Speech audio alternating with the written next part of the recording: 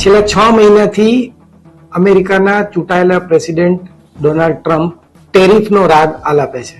હવે એમાં એમણે ટેરરિઝમનો સૂર ભેળવ્યો છે. ટ્રમ્પ ટેરિફ અને ટેરરિઝમની વાત આપણે આજે કરવાની છે, કારણ કે અમેરિકાએ 12 ઇસ્લામિક દેશોના નાગરિકો પર અમેરિકામાં આવવા પર પ્રતિબંધ લાદી દીધો છે.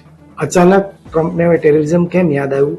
અને બીજી બાજુ પાકિસ્તાન હાથ જોડીને ટ્રમ્પને એવું કહે છે કે તમે ભારત સાથે કોઈ પણ હિસાબે મધ્યસ્થી કરો અને અમારી વાત કરાવડાવો. ટ્રમ્પને આ બધો જસ લેવાનું ગમે છે, પણ હવે ભારતે નક્કી કરવાનું છે કે વાત કરવી કે નહીં. આજે આપણે એના વિશે વાત કરીશું. નમસ્કાર. પહેલગામમાં હુમલો થયો એ પછી ડોનાલ્ડ ટ્રમ્પે ભારત પાકિસ્તાનને યુદ્ધ જેવી સ્થિતિમાં અચાનક વચ્ચે ટપકીને એવું કહી દીધું કે મેં સીઝ ફાયર કરાવ્યું છે.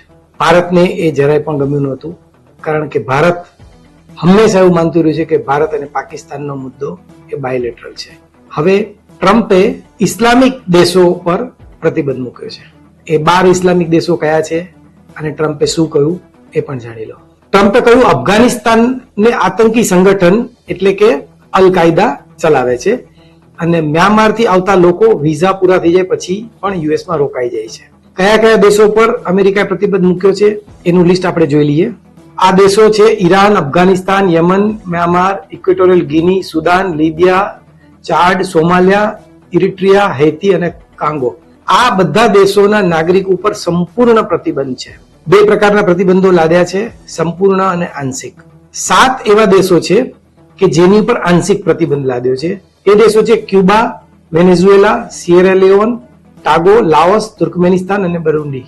હવે એ સમજી લઈએ કે આંશિક અને સંપૂર્ણ પ્રતિબંધ વચ્ચે ભેદ શું છે. અમેરિકન સ્ટેટ ડિપાર્ટમેન્ટ મુજબ પૂર્ણ પ્રતિબંધનો અર્થ એ છે કે દેશના મોટાભાગના નાગરિકોને અમેરિકામાં પ્રવેશ પર સંપૂર્ણ પ્રતિબંધ છે. આમાં tourist visa, student visa, work visa અને ઇમિગ્રન્ટ વિઝા મેળવવા માંગતા લોકો પણ આવી જાય છે. એટલે કે અમેરિકામાં એન્ટ્રી ટોટલ બંધ. આંશિક પ્રતિબંધનો અર્થ એ છે કે એ દેશોના નાગરિકોને ચોક્કસ પ્રકારના વિઝા મેળવવા પર પ્રતિબંધ મૂકવામાં આવે છે, બાકીના પર નહીં.